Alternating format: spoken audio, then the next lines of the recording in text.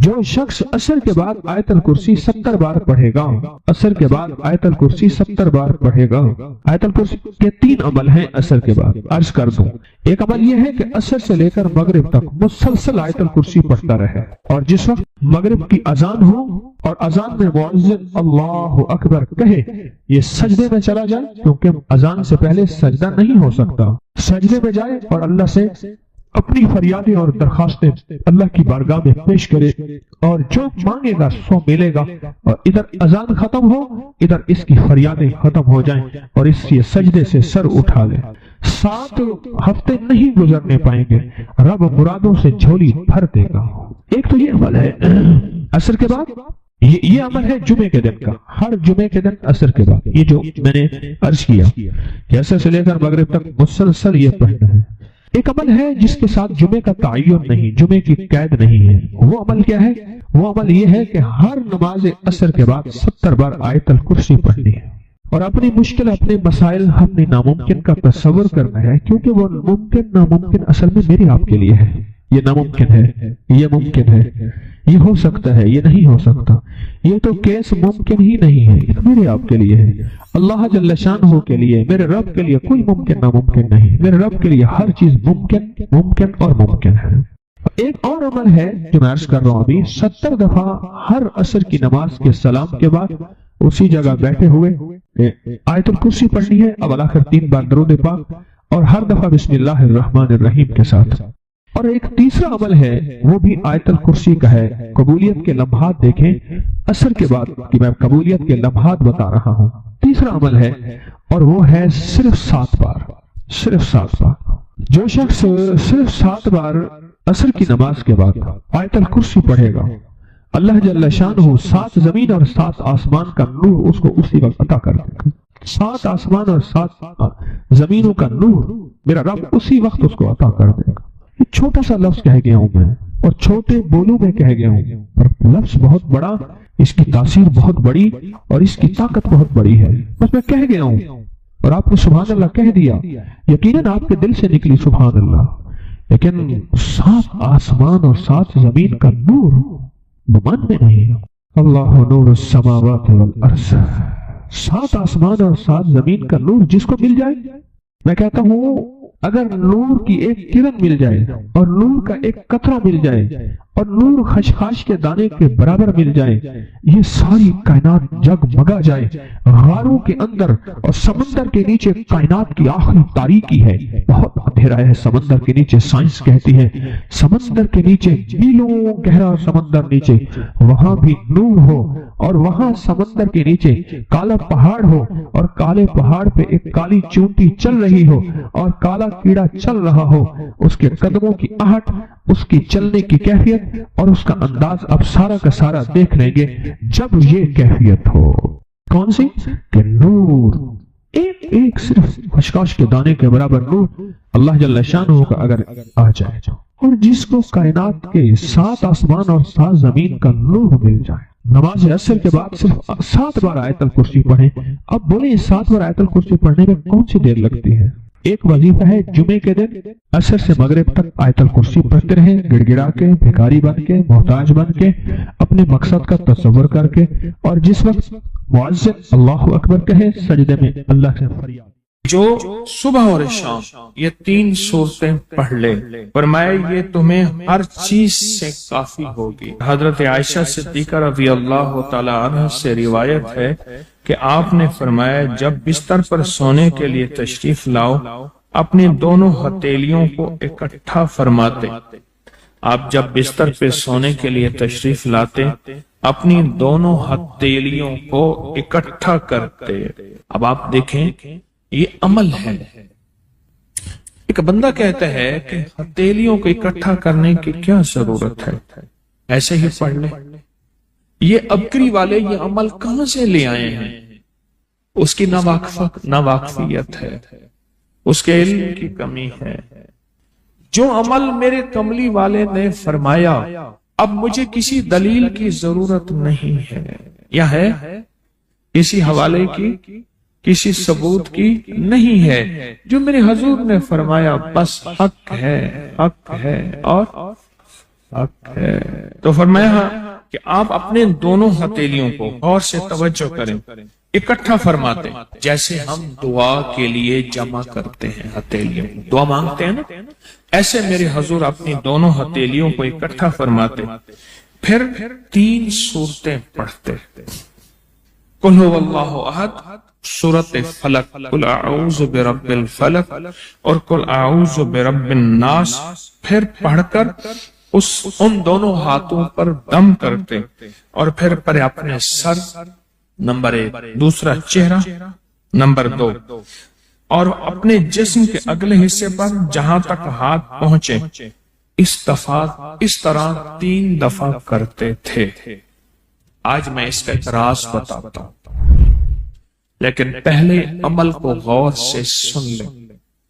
آپ دعا کے لیے ہاتھ جیسے کرتے ہیں سوتے ہوئے ویسے کریں گے، کر کے ایک بار قل هو اللہ پوری سورت، ایک بار سورت فلق پوری سورت، اور ایک بار سورت ناس پوری سورت، ٹھیک ہے؟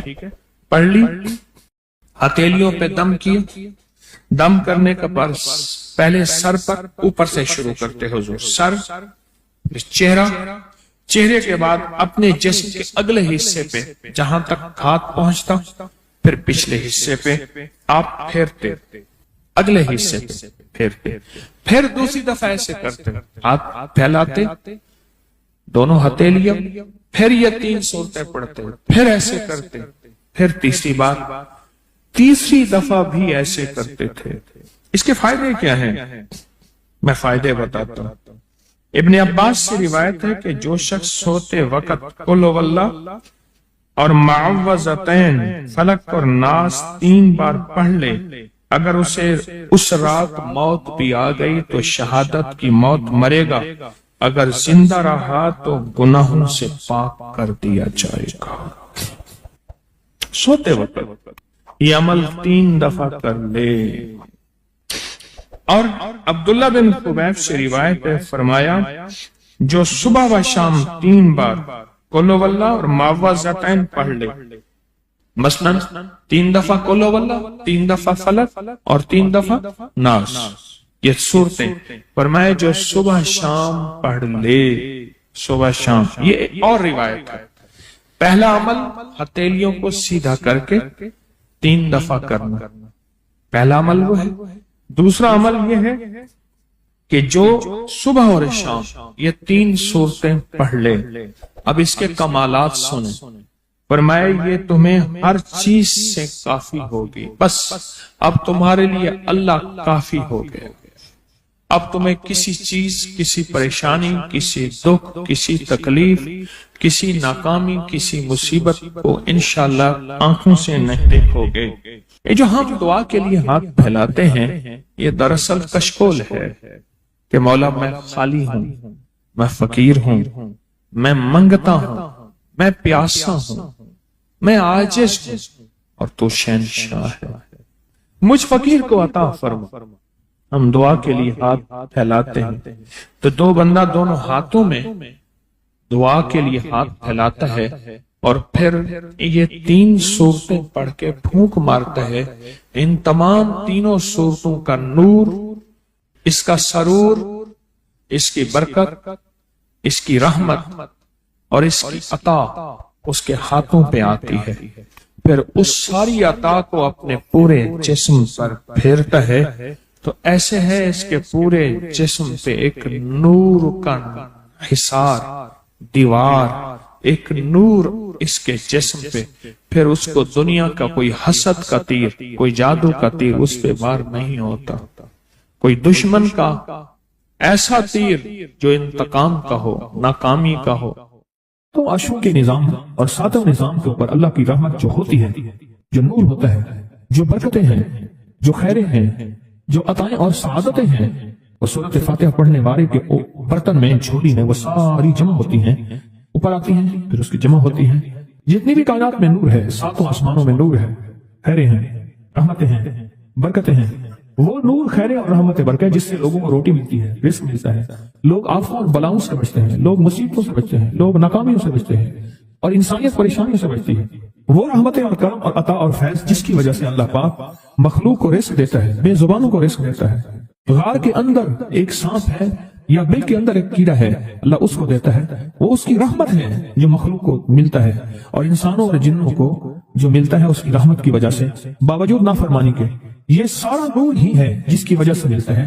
جب بندہ سورۃ فاتحہ پڑھتا ہے یہ سارا نور جمع ہوتا ہے اور اللہ اس کی بندے کی جھولی میں ڈال دیتا ہے۔ سورۃ فاتحہ پڑھنے والے، سورۃ فاتحہ شفا ہے، سورۃ فاتحہ نور ہے، سورۃ فاتحہ عطا ہے، سورۃ فاتحہ رحمت ہے، سورۃ فاتحہ برکت ہے، سورۃ فاتحہ نسلوں کے رزق کا ذریعہ ہے، سورۃ فاتحہ تمنگری اور مالدار ہونے کا ذریعہ ہے، اور سورۃ فاتحہ اندیکھے واروں کو روکنے کا ذریعہ ہے۔ وہ جادو کے وار ہیں، وہ جنات کے وار ہیں، وہ خنجر کے وار ہیں، وہ گولی کے وار ہیں، وہ تلوار کے وار ہیں، وہ حسد کینے کے وار ہیں، وہ بغض نفرت کے وار ہیں۔ سورۃ فاتحہ انوار کو روکنے کا ذریعہ ہے۔ یہ چاروں طرف سے انسان کو گھیر لیتی ہے۔ اس کے 7 آیتیں ہیں اور انسان کو 6 سمتوں سے نقصان کا خطرہ ہوتا ہے، دائیں بائیں آگے پیچھے 4 سمتیں، اوپر نیچے 6 سمتیں۔ ایک سمت اور ہے، وہ ہے اندیکھی۔ اندیکھی ہے، یہ سمتیں دیکھی ہوئی ہیں۔ آپ کو دائیں سمت کا احساس ہوتا ہے، بائیں کا احساس ہوتا ہے، بولیں تو صحیح، بولیں گے تو آنکھ بھی کھل جائے گی۔ ہوتا ہے احساس، دائیں بائیں احساس ہوتا ہے۔ اچھا اوپر کی سمت کا احساس ہوتا ہے، یہ اوپر ہے۔ کبھی آپ نیچے کو اوپر نہیں کہتے، اوپر کو نیچے نہیں کہتے، احساس ہوتا ہے۔ ایک ایسی سمت ہے جہاں سے یا رحمت آ سکتی ہے یا عذاب آ سکتی ہے، وہ اندیکھا نظام ہے۔ وہ 7واں سمت وہ ہے جو اندیکھا نظام ہے، جو ہماری سمجھ سے بالاتر ہے، ہماری عقل اور سوچ سے بالاتر ہے۔ وہ اندیکھا نظام ہے۔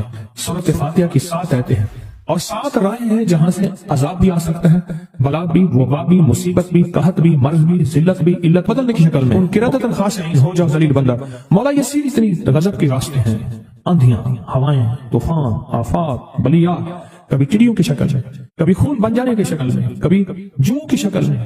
اے سخی آقا جتنے بھی ہیں یہ تیرے غضب کے راستے، بیماریاں، وبائیں، تکلیفیں، ظالم بادشاہ دشمن کی شکل میں، جادو جنات کی شکل میں، آفات بلیات کی شکل میں، اے سخی آقا میں ان سے تیری پناہ چاہتا ہوں۔ حقیقت فاتحہ انعام کے راستے، سارے ملنے کے راستے دے کے اور سارے چھیننے کے راستے، لفظ پہ غور کیجیے گا، لفظ میں توجہ کیجیے گا۔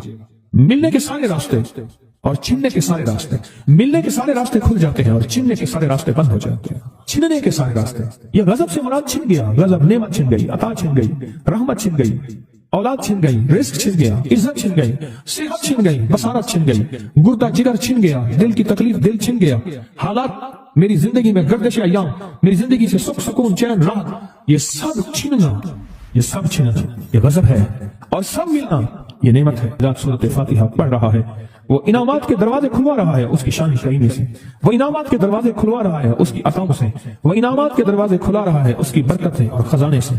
وہ انعامات جس پہ ہو جائے، پھر فقیر کو غنی کر دے، اس کو بادشاہ کر دے، اس کے انعامات ہیں اور اس کی عطائیں ہیں۔ اس لیے اللہ کا نظام ہے، وہ نفل پڑھیں، وہ سنتیں پڑھیں، وہ فرض پڑھیں، وہ واجب پڑھیں، سنت غیر موقدہ پڑھیں، موقدہ پڑھیں، وہ تہجد پڑھیں، اشراق پڑھیں، چاشت پڑھیں، اوابین پڑھیں، صلاۃ الحاجت پڑھیں، صلاۃ التوبہ پڑھیں، نماز کسوف پڑھیں، نماز خسوف پڑھیں، وہ عیدین پڑھیں۔ سورۃ فاتحہ ہر رکعت کا حصہ ہے، سورۃ فاتحہ ہر رکعت کا حصہ ہے، اس میں انعامات اس نے رکھے ہوئے ہیں۔ اور سورۃ فاتحہ میں 3 چیزیں رکھی ہیں، یاد رکھیے گا۔ سب سے پہلے ہدایت رکھی ہے، الحمدللہ رب العالمین الرحمن الرحیم مالک یوم الدین ایاک نعبد اہدنا الصراط المستقیم۔ ہدایت رکھی ہے اللہ نے۔ سورۃ فاتحہ پڑھنے والا گمراہ نہیں ہوگا۔ میرے آقا کا فرمان ہے، غور سے سننا، صبح ہوگی بندہ ایمان والا ہوگا، شام ہوگی ایمان چھن جائے گا اور اس کا ایمان ختم ہو جائے گا۔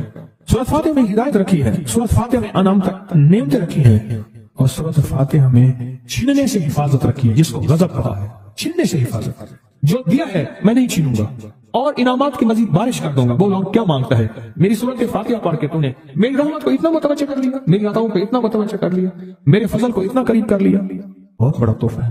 آخر کیوں ہر رکعت میں اس کو شامل کیا؟ آخر کیوں ہر لفظ میں اس کو شامل کیا؟ آخر کیوں ہر نظام میں اس کو شامل کیا؟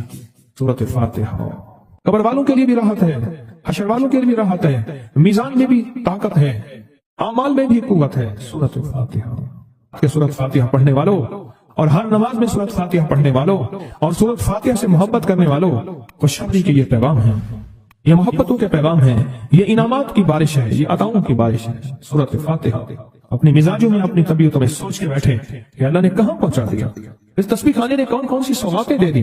روز تسبیح خانے میں روحانیت کی نئی ڈشیں ہوتی ہیں، روحانیت کے نئے دسترخوان ہوتے ہیں، روحانیت کے نئے خوان ہوتے ہیں، روحانیت کی نئی چیزیں اور نئی نعمتیں اور نئے ذائقے اور نئی چاشنی ہوتی ہے۔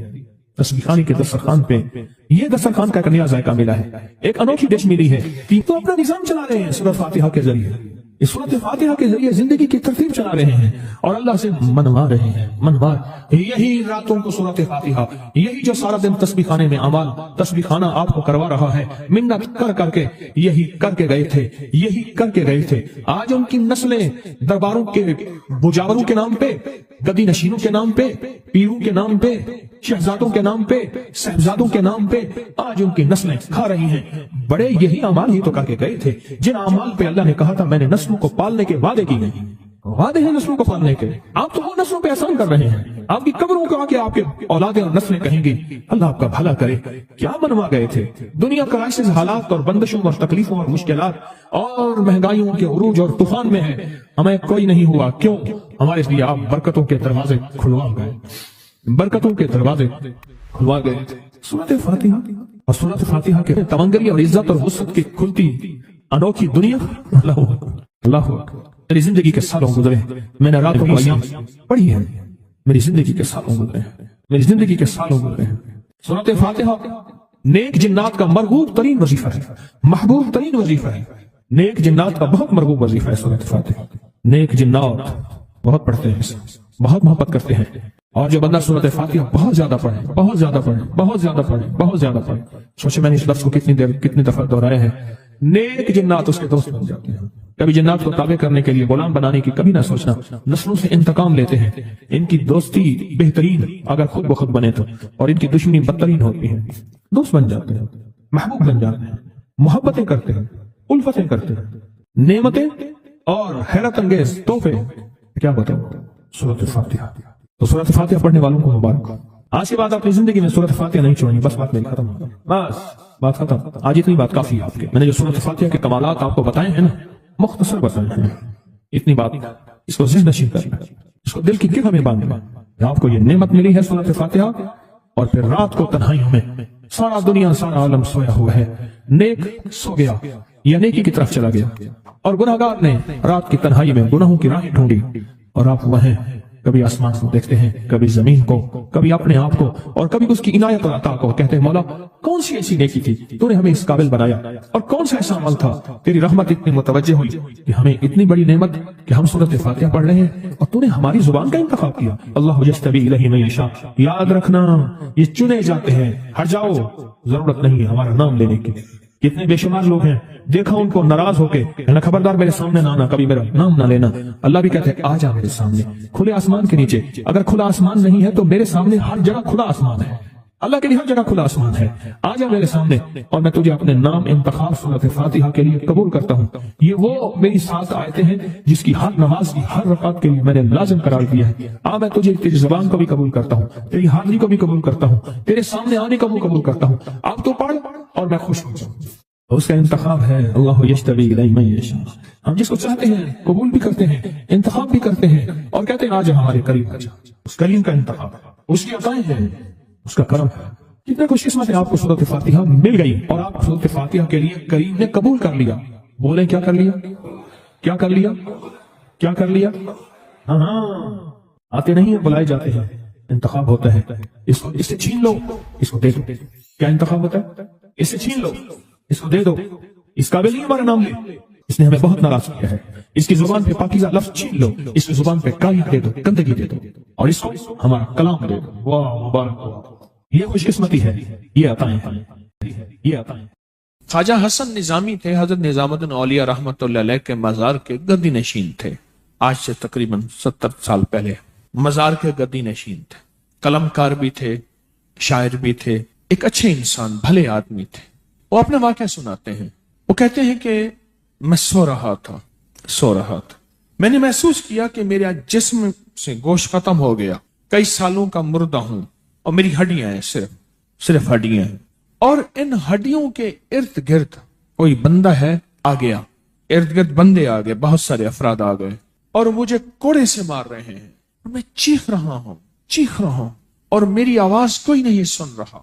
انہوں نے چند بار کوڑے مارے ہی تھے، تھوڑی دیر ہوئی، گونج پیدا ہوئی اور اس گونج کے اندر ایک لہریں تھیں جو آ کے ان کو لگی اور ان کے ہاتھ سے کوڑے گر گئے، پھر لگی وہ خود گر گئے، پھر لگی وہ مٹی ہو گئے، پھر لگی وہ گونج آ رہی ہے، قریب آ رہی ہے، قریب آ رہی ہے، قریب آ رہی ہے، اور ان کی مٹی اڑ گئی، اور وہ پھر لگی، وہ صفحہ ہستی سے مٹ گئے، وہ گونج آ کے مجھے لگی، راحت کا ذریعہ بن گئی، جو کوڑوں کی تکلیف تھی وہ ٹھنڈک، اور آ کے وہ میرے اوپر چھاؤں بن گئی، اور میں اس میں دب گیا، میں اس میں چھپ گیا۔ میں نے پوچھا کیا تھا؟ کہا تیرے حاسد تھے، تیرے دشمن تھے، جادوگر تھے، ظالم تھے، تکلیف دینے والے، تجھے مٹا دینے والے، تیرے ساتھ انتقام لینے والے، تیری خوشیوں کو ختم کرنے والے، تجھے غم کے زہر کا پیالہ پلانے والے، تیری راحت کو چھیننے والے، تیری زندگی کو تلخ بنانے والے، تیری خوشیوں پہ خوش نہ ہونے والے، یہ سارے کے سارے وہ ظالم تھے۔ اور کہا یہ کیا تھا؟ کہا کسی بے چین کی دعا آئی تھی، تیرا کام کر گئی۔ کہا وہ کہاں سے آئی تھی؟ کہا تجھے خبر ہی نہیں، تو نے کسی بے چین کو راحت پہنچائی تھی، اور راحت اللہ کی بارگاہ میں اتنی وزنی بن گئی کہ اللہ نے اس کی دعا کو تیرے لیے راحت کا ذریعہ بنایا، تو نے اس کو راحت پہنچائی تھی، اس کی دعاؤں نے تجھے راحت۔ ہمیں دعاؤں کی ضرورت ہے، ہمیں دعاؤں کی ضرورت ہے۔ کہا سن لینا، آج ایک موتی دے رہا ہوں، ساری زندگی یاد رکھنا۔ کہا جو مرشد کی اور والدین کی سختیوں اور تلخیوں کے باوجود بھی دل سے تابعداری کرتا رہا اور خدمت کرتا رہا، مرشد کی اور والدین کی سختیوں اور تلخیوں کے باوجود تابعداری کرتا رہا اور خدمت دل سے کرتا رہا، اور میں اللہ جل شانہ اسے بغیر مشقت کی ولایت دیں گے۔ یہ مجھے کسی نے بتایا ہے، 100% بتایا۔ مرشد کی اور والدین کی سختیوں اور تلخیوں کے باوجود بھی 100% خدمت کرتا رہا اور تابعداری کرتا رہا۔ یہی الفاظ ہیں، اور یہی کے الفاظ یاد رکھیے گا کبھی پوچھوں تو۔ 100% خدمت کرتا رہا، تابعداری کرتا، سختیوں اور تلخیوں کے باوجود۔ اللہ اسے بغیر مشقت کے، بغیر محنت کے کیا دیں گے؟ ولایت دیں گے، اور اللہ اسے بغیر کمائے تونگری دیں گے، کمائے تونگری دیں گے، اور اللہ جل شانہ اس کو بغیر توبہ کے موت نہیں دیں گے، یعنی پہلے توبہ ہوگی۔